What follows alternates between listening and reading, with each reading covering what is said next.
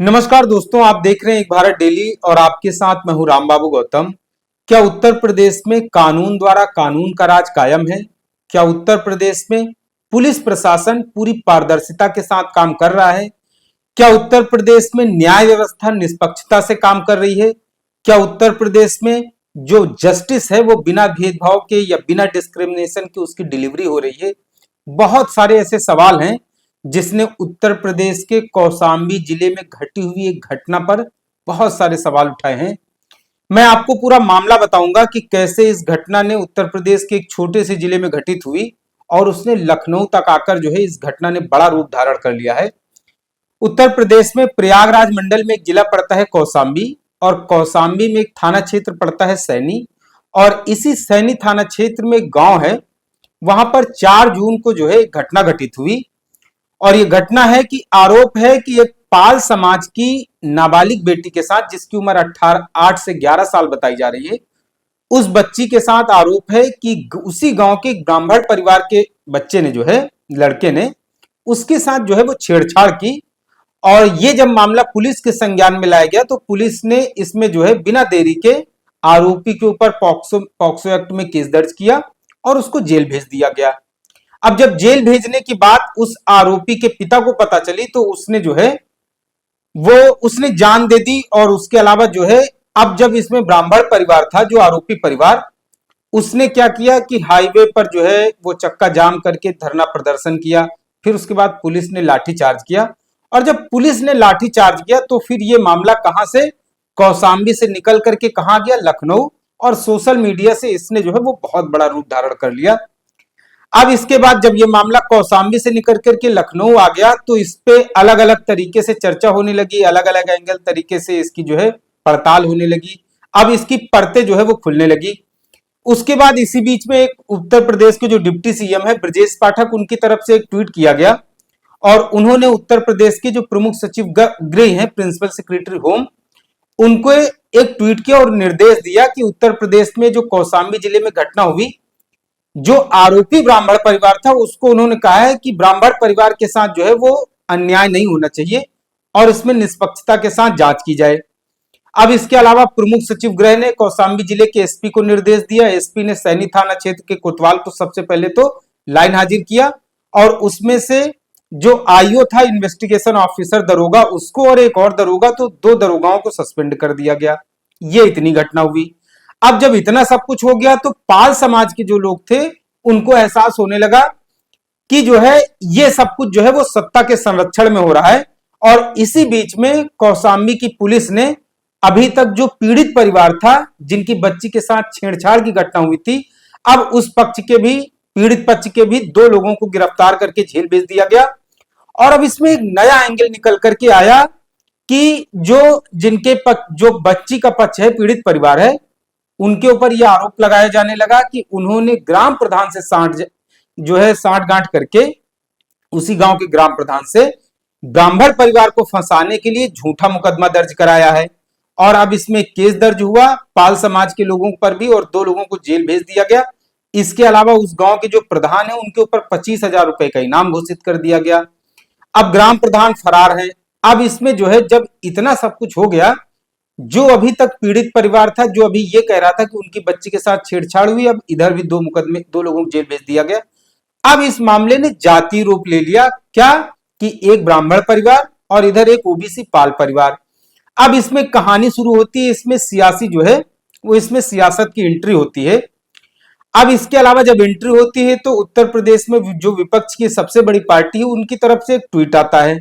अखिलेश यादव ने ट्वीट किया और उन्होंने ओबीसी जो पाल बिरादरी थी उनका समर्थन लेने के बजाय उन्होंने कहा कि ब्राह्मण समाज के साथ जो है गलत हुआ और पुलिस ने जो है फर्जी तरीके से फंसा करके उनको जेल भेज दिया गया। हालांकि उन्होंने थोड़ा बहुत ट्वीट पाल समाज के लोगों के लिए भी किया और कहा कि पुलिस में जो है इस सरकार में न्याय व्यवस्था जो है वो संकट के दायरे से गुजर रही है।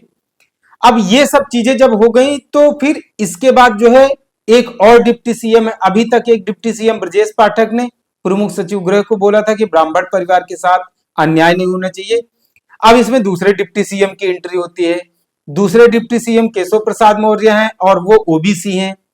और ऐसा भी हो सकता है कि ओबीसी ओबीसी वाला मामला है, तो केशव प्रसाद मौर्य जी ने भी खूब लंबा चौड़ा ट्वीट किया और उन्होंने कहा कि समाजवादी पार्टी इसको जाति रंग न दे और उत्तर प्रदेश में कानून व्यवस्था पूरी निष्पक्षता पारदर्शिता के साथ काम कर रही है। कोई भी हो, आरोपी किसी के साथ जो है अन्याय नहीं होगा, भेदभाव नहीं होगा, और जो दोषी हों उनको सजा दी जाएगी, उनके ऊपर कार्रवाई होगी। इतना सब कुछ तो तय हो गया, लेकिन अब सोशल मीडिया पर एक नैरेटिव चलने लगा कि समाजवादी पार्टी जो पीडीए की बात करती है, तो उसने पीड़ित पाल परिवार का उतनी प्रमुखता के साथ पक्ष नहीं रखा जितनी प्रमुखता के साथ जो है पीड़ित परिवार के पक्ष में समाजवादी पार्टी को खड़ा होना चाहिए था। ये सब चीजें चल रही थी। अब इसमें बहुजन समाज पार्टी की एंट्री हुई। बहन जी को यह मामला काफी ज्यादा गंभीर लगा और उन्होंने अपने प्रदेश अध्यक्ष को जो है तुरंत प्रदेश कार्यालय पर बुलाया, उनसे मुलाकात की और उनको कौशाम्बी जाने के निर्देश दिए। उन्होंने कहा कि आप पीड़ित परिवार से मिलिए और पीड़ित परिवार को यह महसूस नहीं होना चाहिए कि सत्ता के संरक्षण में कोई उनके खिलाफ गलत कार्रवाई कर देगा। तो बहुजन समाज पार्टी पूरी तरीके से अब जो है पीड़ित परिवार के साथ खड़ी है और 12 जून की तारीख निर्धारित हुई है। 12 जून को इसमें जो बहुजन समाज पार्टी की प्रदेश अध्यक्ष हैं विश्वनाथ पाल जी, वो जाएंगे कौशाम्बी और पीड़ित पाल परिवार से मुलाकात करेंगे। ये सब चीजें तो हो गई हैं। अब इसमें एक नई चीज चल रही, सोशल मीडिया पर बहुत सारे लोग समाजवादी पार्टी के ऊपर निशाना साध रहे हैं कि समाजवादी पार्टी ने जो पीड़ित पाल परिवार है उनका पक्ष लेना चाहिए। समाजवादी पार्टी अक्सर पीडीए की बात करती है, लेकिन जब पीडीए में पर कोई प्रताड़ना की खबर आती है तो समाजवादी पार्टी जो है उस तरीके से मुद्दा नहीं उठा पाती है। अब इसमें कई सारे समाजवादी पार्टी के पाल समाज के नेता जो है वो नाराज होकर के इस्तीफा देना शुरू कर दिया है। इसी तरीके से एक बार और समाजवादी पार्टी के खिलाफ सोशल मीडिया पर बहुत सारे लोगों ने लिखना शुरू किया था।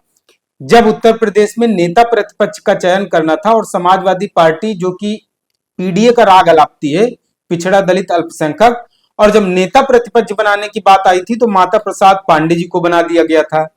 तो उस समय भी सोशल मीडिया पर समाजवादी पार्टी के खिलाफ खूब नैरेटिव चला था और इस समय भी लोग काफी ज्यादा नाराज हैं। तो फिलहाल जो कौशाम्बी की घटना है, ये घटना बहुत गंभीर है। अब इसमें दो एंगल और निकल करके सामने आते हैं। अब इसमें देखिए पुलिस का और पॉलिटिक्स का किस तरीके से संगम हो रहा है। अब आप इस घटना को ऐसे समझिए, मान लीजिए कि पीड़ित पाल परिवार की बेटी के साथ छेड़छाड़ हुई और पुलिस को जैसे ही पता चला, पुलिस ने तुरंत कानून के दायरे में, जो कानून कहता है कि आरोपी को जेल भेजो और पीड़ित को त्वरित न्याय मिलना चाहिए, तो पुलिस ने तो कानून का पालन किया। जैसे उनके पास घटना आई, शिकायत आई, तुरंत आरोपी को जो है गिरफ्तार करके जेल भेज दिया गया। पुलिस ने यहाँ पर जो है वो बहुत तत्परता दिखाई न्याय सुनिश्चित करने के लिए। अब इसमें दूसरा पक्ष है कि जब पता चला कि जो आरोपी है वो ब्राह्मण परिवार है और ब्राह्मण परिवार ने धरना प्रदर्शन देना शुरू कर दिया और आरोप लगाए कि उनके ऊपर जो है वो गलत कार्रवाई हो गई है। अब इसमें लखनऊ से निर्देश दिया जाता है कि भाई ब्राह्मण परिवार के साथ भेदभाव नहीं होना चाहिए। अब जो है तत्काल आनन फानन में वहां का जो कोतवाल था उसको लाइन हाजिर किया गया, 2 दरोगाओं को सस्पेंड किया गया। अब यहाँ पर इसको इस तरीके से भी देख सकते हैं कि पुलिस को नेताओं का दखल झेलना पड़ता है, ये भी आप कह सकते हैं। तो उत्तर प्रदेश में इस तरीके की जो घटनाएं हो रही हैं, इनसे सवाल आखिर ये उठता है कि पुलिस क्या असमंजस की स्थिति में रहती है और पुलिस को बहुत ज्यादा पारदर्शिता से काम कर सके, इसको लेकर के उसके सामने कहीं न कहीं अड़ंगेबाजी होती है, और न्याय व्यवस्था कैसे निष्पक्षता के साथ सुनिश्चित हो, क्या इसको लेकर के पुलिस के सामने आज सबसे बड़ा संकट है। क्या उत्तर प्रदेश में कानून द्वारा कानून का राज कायम हो पाए, इसको लेकर के कोई बहुत बड़ी बाधा आ जाती है। जिस तरीके से उत्तर प्रदेश में आए दिन घटनाएं आती हैं, देखने को मिलती हैं, कई घटनाएं ऐसी होती हैं जो अपराध की बहुत बड़ी विभत्स घटनाएं होती हैं और कई बार जातिवाद को लेकर के भी बहुत सारी घटनाएं आती हैं, आरोप लगते हैं पुलिस पर, कई बार निष्पक्षता के साथ जो है न्याय नहीं सुनिश्चित हो पाता है।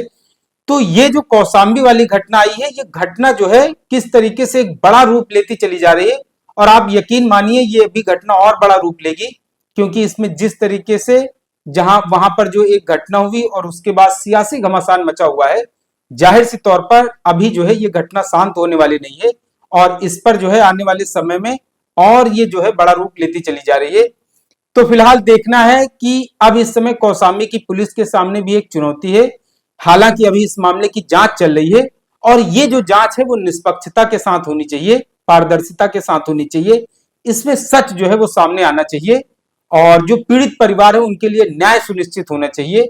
देखना है इसमें जो है पुलिस की तरफ से जांच जो है कब तक आती है और पीड़ित परिवार को न्याय कब मिलता है।